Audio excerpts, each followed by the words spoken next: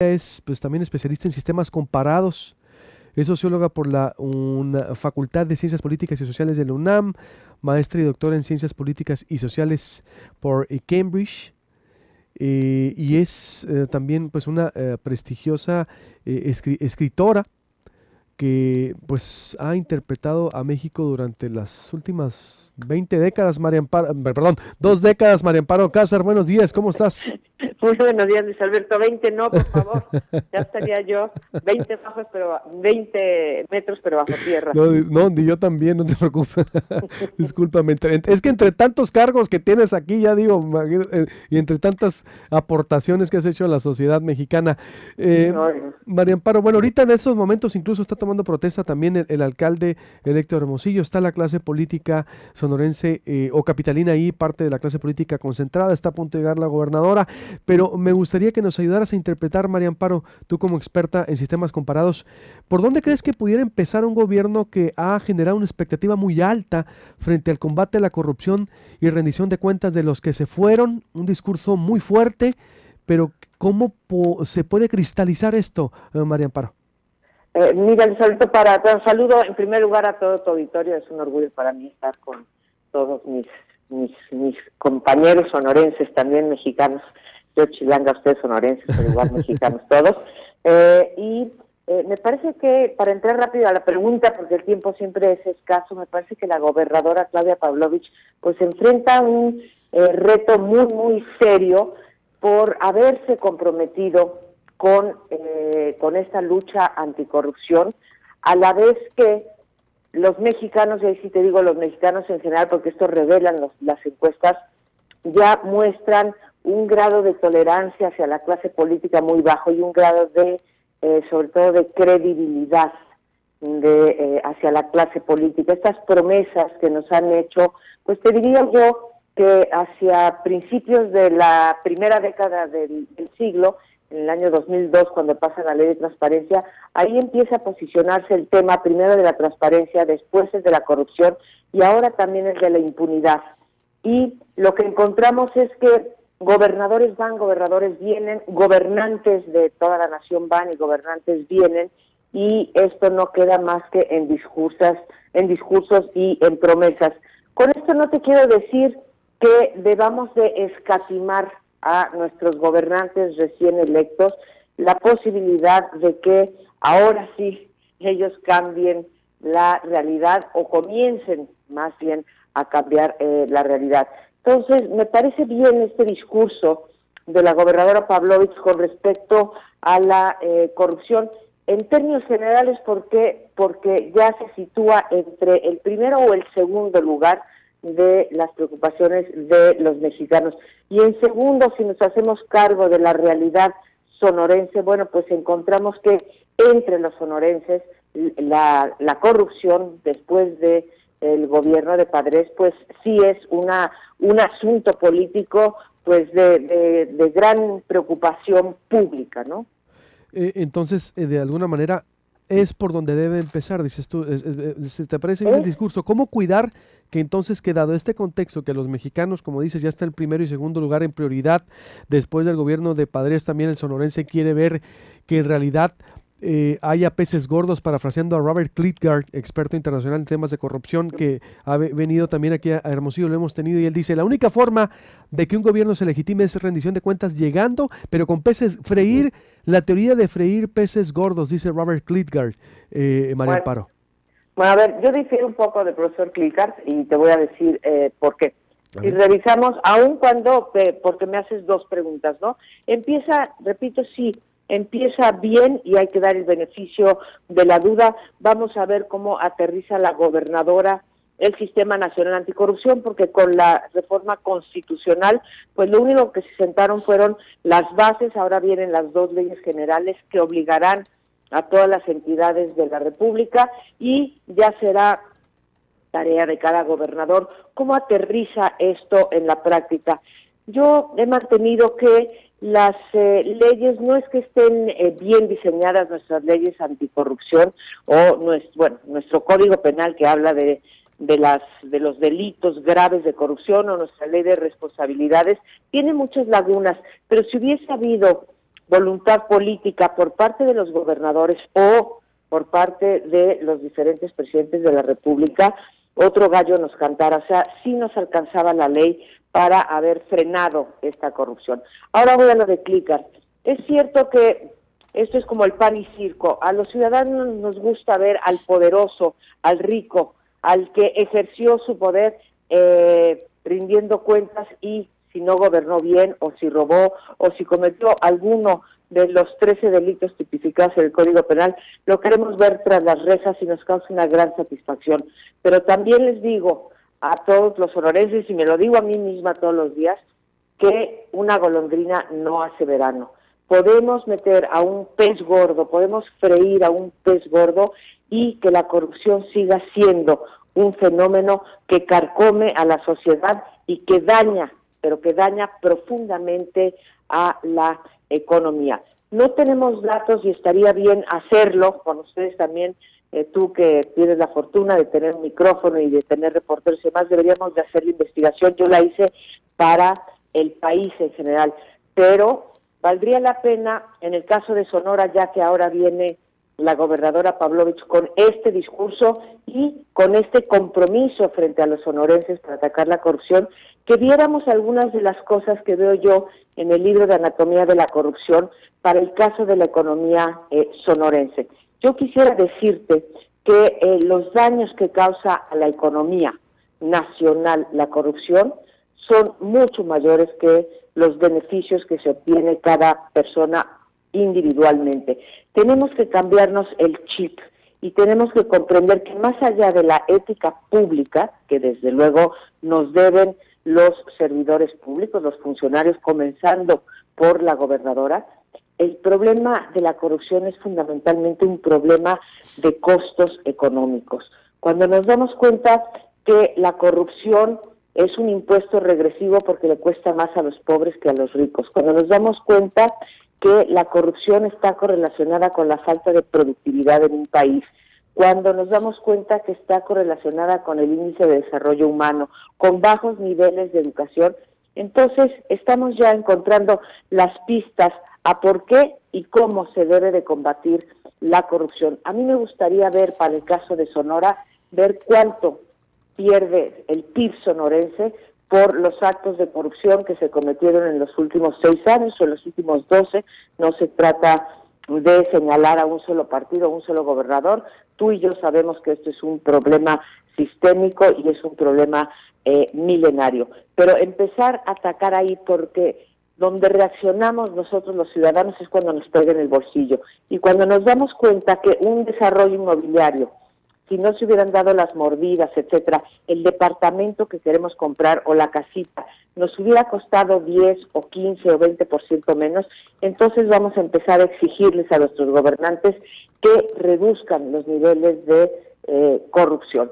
Pero hay que meterse el chip económico, porque pareciera que el chip de la ética pública no nos está funcionando en el combate a la corrupción. Entonces, doctora, estoy hablando con la doctora investigadora del CIDE, María Amparo Casara, y es experta en temas internacionales, sistemas comparados, porque me está dando un poco también de lo que habla su nueva obra, Anatomía de la Corrupción. Me acordé de Anatomía del Mexicano de Roger Bartra, ¿no? Pero esta es Anatomía de la Corrupción de María Amparo Casar, porque tú me dices, los daños que causa la corrupción son mucho peor que los beneficios, y sería bueno, yo estoy de acuerdo contigo, de hacer un análisis del cuáles son los daños económicos que ha causado la corrupción en los últimos 2 sexenios, 12 años, o en los 6 años pasados del padrecismo a Sonora. Es decir, evaluar los daños, cuantificarla para poder después actuar. Dices, ¿crees primero un diagnóstico y después actuar?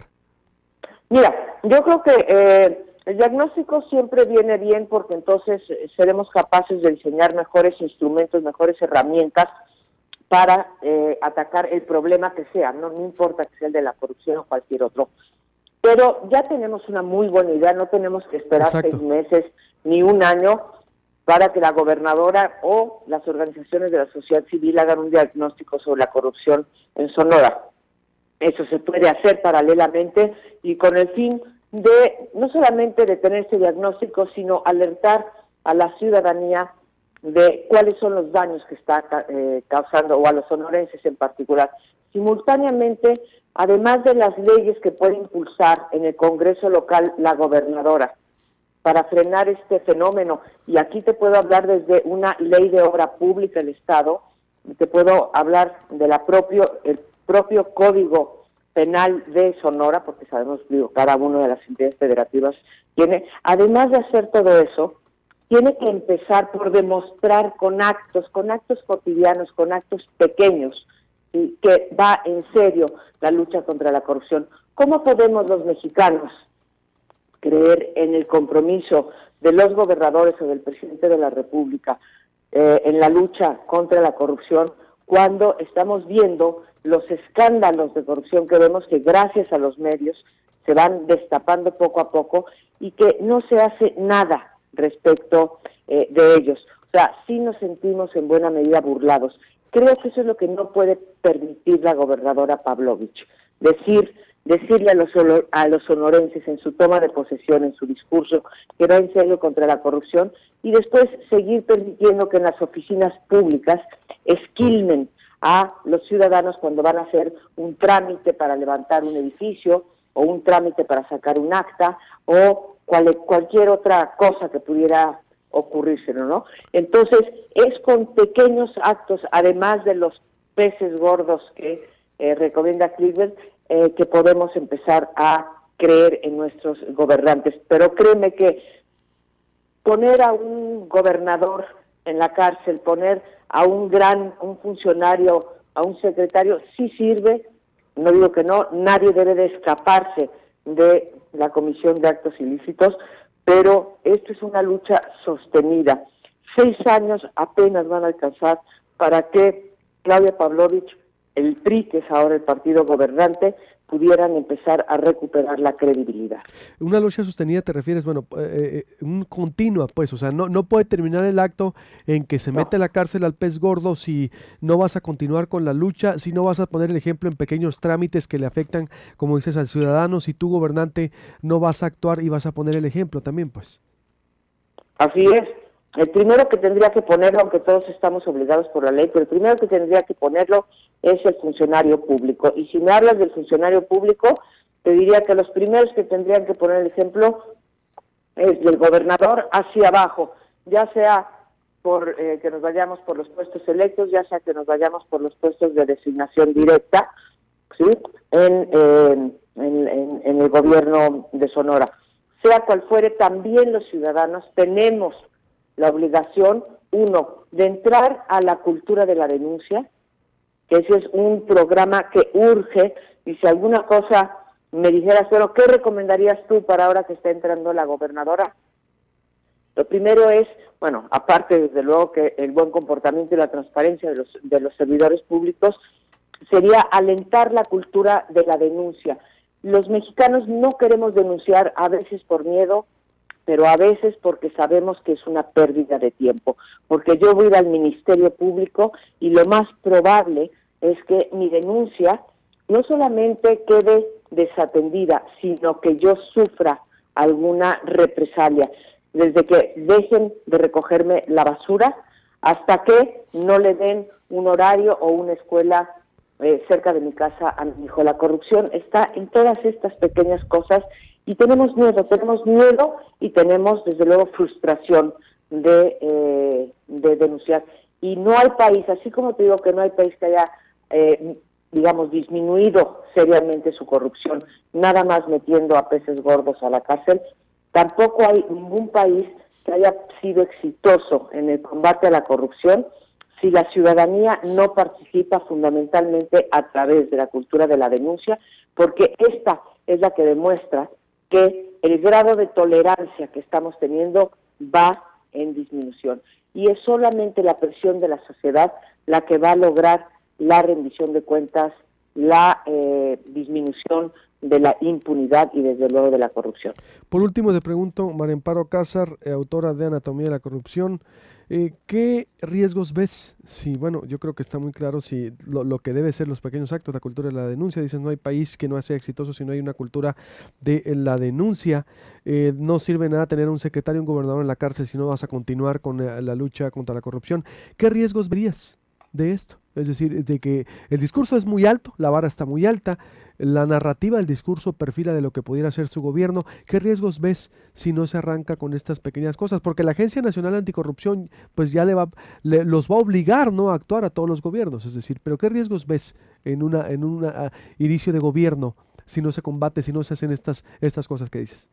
Bueno, en primer lugar veo el riesgo de la deslegitimación total del gobierno, ¿sí? O de los gobiernos y de la clase política a nivel de Sonora y a nivel de la nación. Y pareciera que bueno, esas son cosas teóricas de los politólogos, de la legitimación, pero no, ya es preocupante que en este país el aprecio por el régimen democrático haya caído a niveles por debajo del promedio de toda América Latina. Estamos por debajo del promedio y esto quiere decir que ante la disyuntiva de seguir en un régimen democrático o irnos a uno autoritario, haya parte de la ciudadanía que diga, pues mira, yo prefiero un régimen autoritario, ¿sí? Un régimen en donde no haya libertades, incluida la libertad de prensa, la libertad que tú y yo estamos teniendo para decir ahorita lo que queremos, se nos termine. Ese es un gran peligro. Después, desde luego que ya está el peligro de que venga menor inversión privada a los estados en particular, o a México si lo tomamos de forma agregada, y resignarnos a tener una economía con menor crecimiento. Yo te digo una cosa, José Alberto, si en estos momentos pudiéramos erradicar la corrupción y tomamos en cuenta el dato que da el Banco Mundial sobre cuánto le cuesta la corrupción a nuestro país anualmente, y que es el 5% del PIB, yo te digo que no haría falta ni una reforma fiscal, ni tampoco haría falta apretarse el cinturón. Sobrarían los recursos para los programas sociales, para la educación superior, para el sistema de juicios orales, en fin, para la infraestructura que también han tenido que recortar. Para todo eso habría dinero si estuviéramos en un escenario de menor corrupción. Así que esos son los riesgos. Sí creo que la corrupción, lo digo así de fuerte, consciente de mis palabras, es un problema ya de seguridad nacional. ¿Por qué ha carcomido el sistema? ¿Porque ella es institucional? ¿Porque se socializó? ¿Perdóname? ¿Porque se socializó la corrupción? ¿Porque se institucionalizó? Está institucionalizada y está socializada. Cuando se criticó tanto al presidente diciendo que era un problema cultural, la crítica era porque cuando uno dice cultural, la gente interpreta que es que no se puede cambiar, casi que lo llevamos en el ADN. No soy yo quien para interpretar las palabras del presidente, pero lo que quiero decirte es algo similar a lo que tú me estás preguntando. Cuando decimos que es sistémico, es que atraviesa todas las conductas sociales, y eso es una cosa cultural, que, insisto, no quiere decir que no se pueda cambiar. Cultural no es que no se pueda cambiar, simplemente que es más, que está tan extendida que es mucho más difícil. No se puede cambiar por decreto. Mañana podemos decir, se prohíbe la corrupción, pues no vamos a llegar a nada, ¿no? Eso es una cuestión de prácticas. Entonces, está adentro de nuestras instituciones, porque no nada más es un problema de conductas individuales, es un problema también de que nuestra sobreregulación o nuestra mala regulación abre todos los días oportunidades de corrupción. No conozco bien la ley de Sonora, pero conozco, por ejemplo, o de un municipio, ¿sí? Pero conozco la de mi delegación, o conozco la del Distrito Federal, y en cada trámite que tenemos que hacer los capitalinos encontramos una oportunidad, una ventana abierta para corrompernos, o los servidores públicos para aprovecharse de nosotros los ciudadanos. Aquí hay víctimas y victimarios de los dos lados. También hay que hacer conciencia de que no son únicamente los servidores públicos los que incurren en prácticas de corrupción. Y te haría un último comentario, que es uno de los capítulos del reporte de anatomía de la corrupción. No hay país tampoco que haya sido exitoso en la lucha contra la corrupción sin un arropamiento y un acompañamiento del sector privado. El sector privado, y en Sonora tienen grandes empresarios, el sector privado es también responsable de esta lucha, y si se hace una asociación público-privada, no para construir edificios, no para construir carreteras, sino para romper la cadena de la corrupción, vamos a avanzar mucho más rápido. Muy bien, te agradezco mucho, doctora. Tengo muchos comentarios en Twitter, pero entiendo también allá tus Alain Ballesteros, nomás invitada de 100, inviten a la doctora más seguido, me dicen por acá. Mira. Los servidores públicos vienen de la sociedad, no de otro planeta, todos debemos cambiar el chip, me dicen. El peor daño sería la credibilidad de los partidos políticos y el repudio de los gobiernos. Claudia Pavlovich debe ser dura, me dicen, con lo que viene, pero no, todo lo que dices, digo, yo estoy de acuerdo contigo, María Amparo, no solo el gobierno le corresponde, los sectores, la cultura y la denuncia. Por último, un dato duro, ¿no tienes cuánto afecta el país? Porque hablaste del PIB económico, ¿cuánto le afecta, cuánto fue el daño que causó al país la corrupción? ¿En tu libro lo traes? Digo, para diseccionarlo, te prometo claro diseccionarlo. Sí, claro que sí, y pasamos un comercial, el libro ese es un reporte, en realidad se llama Anatomía de la Corrupción, se puede bajar con todas sus gráficas gratuitamente de la página oficial del INCO, el Instituto Mexicano de la Competitividad, y de la página oficial también del CIDE, del Centro de Investigación y Docencia Económicas, y ahí vienen gráficas muy interesantes con respecto a los costos económicos, políticos y sociales, y sobre qué tan extendido también está el fenómeno de la corrupción. Pero con gusto te doy algunos de los datos más importantes en términos de los costos, ¿sí? Y, por ejemplo, en términos de piratería, o de sobreregulación, o etcétera, ¿sí? Te puedo decir que del Banco de México, pasando por el Fondo Monetario Internacional o por el Banco Mundial, nos dicen que tenemos hasta 5% menos inversión los países que tenemos mayores índices de corrupción. Te puedo decir que en el caso de el ingreso de las empresas, el 5% de las ventas, según la calificadora Ernst & Young, el 5% de las ventas se pierden por corrupción. Te puedo decir que la piratería nos costó el año pasado 480,000 empleos. Te puedo decir que según el Banco de México, o ya te había dicho, el Banco Mundial, se pierde el 9% del PIB mexicano, que equivale, pues, déjame decirte, si eran 600 como, bueno, ya mejor no te hago el cálculo porque no te lo voy a decir exactamente.